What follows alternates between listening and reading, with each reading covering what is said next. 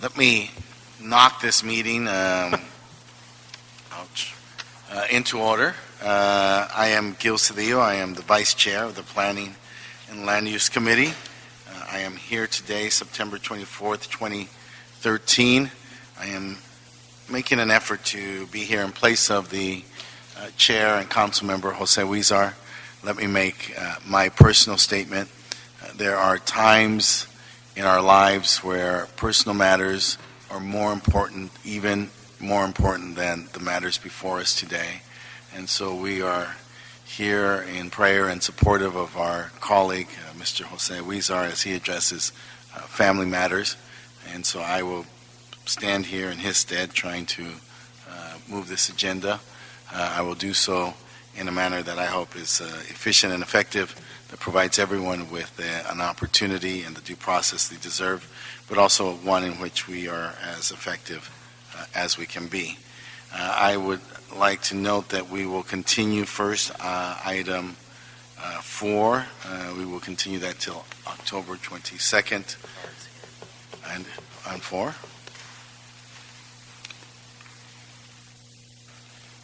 These are on 4? So we are going to continue item 4 until the 22nd, but I have cards, and there are people who, if they so desire, may come up and speak if they wish. But the matter, know that the matter will be continued. Mitzi, March. Thank you. Okay, Jean, Froth. Okay, thank you. Jim Childs. Yes. Okay, thank you. Item 5 is on consent. There are cards submitted. You have the option to speak, but you should also know that item 5 is on consent. I have Jean again. Yes. Mitzi, you're going to take that win. Jim Childs, take that win. Same for item 6. Same. I'm going to assume unless you speak up. And for item 7, all consent items recommended. Mr. Englander, I think you have a motion. Yeah, all 3 items on consent. I would like to make the motion to go ahead and do that, and also applaud our current chairman in the way he's effectively and efficiently running this meeting. Thank you. Let's get through it. We do not have a director's report today, and so we do though have cards, and they are both from Jean and from Jim. I assume we have the.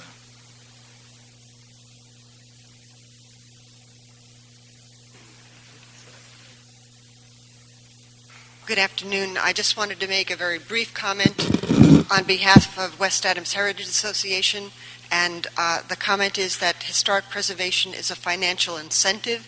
It creates jobs, it creates economic development and opportunity, and I wanted to give each of the Plum members a copy of a report done by Rutgers about the impact of historic preservation on economic development that I think is a really useful tool. Thank you. Thank you, Jean. Jim, please join us. You guys want to introduce yourself for the records? Yes, good afternoon. My name is Jim Childs. I'm the chair of Adams Dockweiler Heritage Organizing Committee, and I've been involved in historic preservation issues for about 25 years. And I'm here to raise a question about the Planning Department's policy to not have initial studies and checklists done for CEQA unless there are 2 entitlement requests. And it's an artificial decision by their part. I understand their need to expedite, but I think CEQA in particular needs to have a full review, and the recent decisions, some of which will be getting into litigation, so I'm not here to speak to those, have raised this issue, and I think as a matter of policy, all the city council members need to have their staff reflect on this. Thank you. That's a very good point. Okay. We have motion one. Mr. Englander, if you're prepared. For item one? Well, item one, thank you very much, is something I'm really proud of sharing with all of you as well. This is really unique where we got together, and I say we, and I will read the list of names. We've been working on this together for about 3 years. And we all pooled our money together from 3 neighborhood councils, as well as our council office, the local chamber, CSUN, local businesses, stakeholders, residents, and worked tirelessly for 3 years and developed a working group called New Vision, which is the Northridge vision plan for the community. From all of our research, something like this that was spearheaded on the community level as a grassroots effort has never actually ever been done in the city of LA. There's been other beautification programs that have been developer-led and other types of initiatives, but this is without any type of CRA, any type of overview in terms of a formal process. We just got together and said, the boulevard along Reseda is looking tired, and there's really no plan and what it should look like. And this is the gateway to CSUN.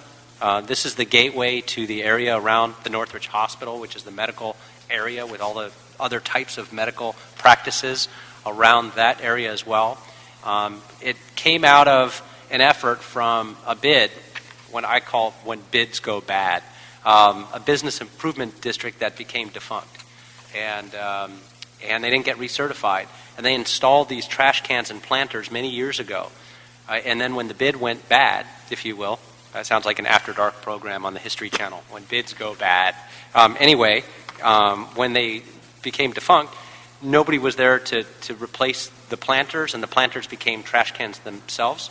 And nobody emptied the trash cans, and they were overfilled and spewing out onto the street. And the place just simply started to look tired.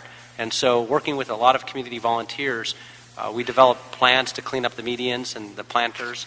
And that wasn't just long-term sustainable. It just didn't have a plan. And then we started realizing that we should get together and actually write a plan, a comprehensive report.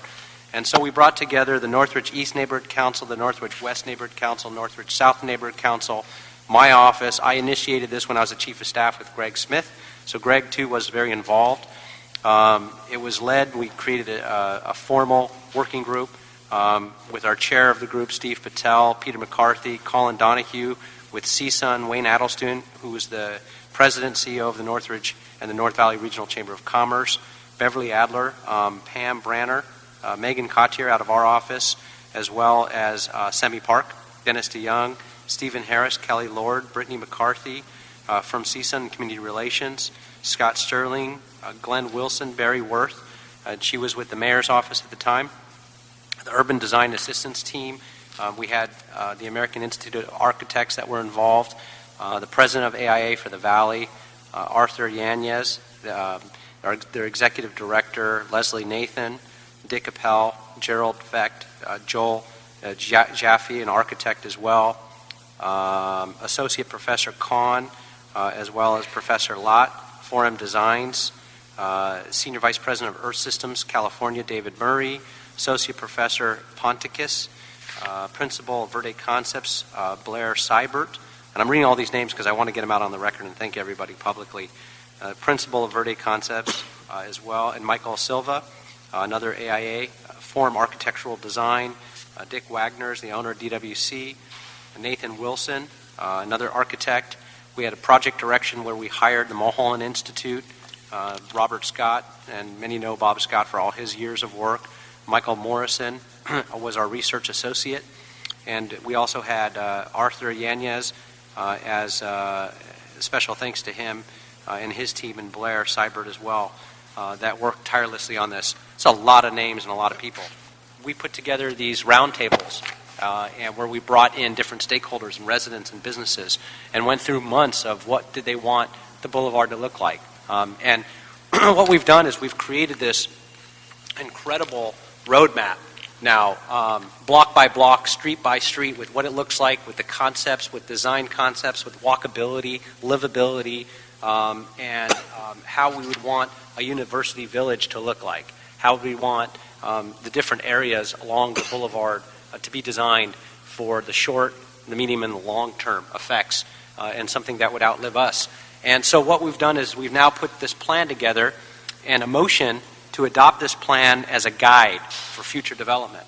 And in fact, we just approved 2 projects, one today on council, that this is the first thing we hand to a developer when they walk into our office and say, we want to do something on the boulevard. We say, okay, there's your plan and your guide. There's your setbacks. We want to have and make sure that it's friendly for pedestrians and cyclists. We want to make sure it's a smart growth, clean, green, and efficient, LEED certified type of architecture, things that are inviting for families and students and faculty, places that would have outdoor cafes, and design it with those elements in mind. We've now had 2 projects where we've had the ability to adopt those guidelines, which is fantastic because not only is it community driven, but it gives that developer a surety.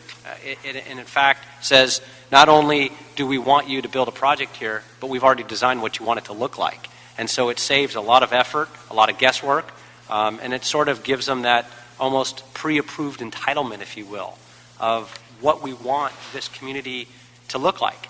And so we've done that, and we've now set forth a motion to ask for support that we officially adopt this as a guide. And then once it's part of the official record as a guide, when we do get that to that community plan, that the planning department use this as a roadmap and a tool to begin that work as well, because it has already a lot of the design elements into it, and density elements and all the things we talk about when you start developing a community plan. All that work's been done up front.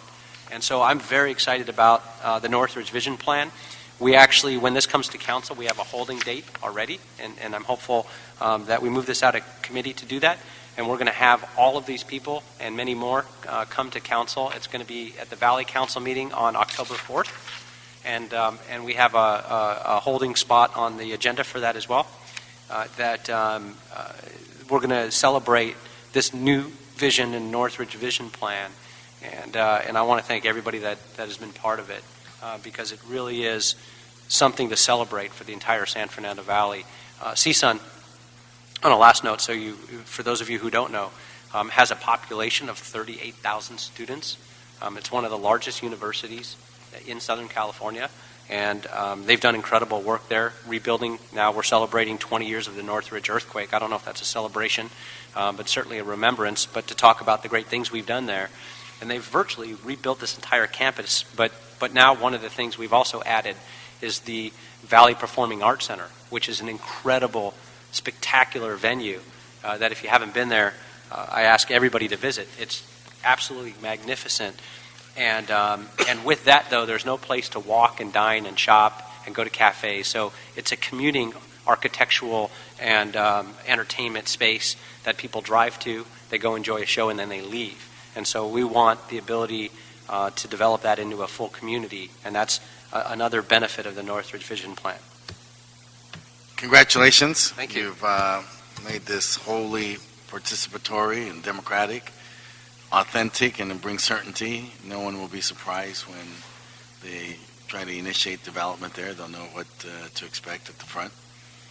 And you also minimize opposition since everybody's on board. I appreciate that. And we had that project come through today, just right on the corner of Nordhoff and Reseda, where the only opposition was the question of 2 drive-throughs, but one of the design guidelines of the entire establishment now, of that entire corner, is that they're going to have these outdoor cafes and places to walk and walking paths through the parking lots where it's going to be inviting and open, and it's just a wonderful thing that we could now take this and just hand it to a developer, and we see this come through fruition. So I appreciate that. Thank you. Yeah, no, congratulations. We are, so we're referring that back to the planning department, right? No, we're actually, if I could ask that we adopt it as the motion is written, and that we add that this be a guide for future development, as well as then a guide for the community plan when that, in fact, comes on the long list of community plans that the city's trying to get caught up on. So moved. Excellent. Thank you very much. Okay.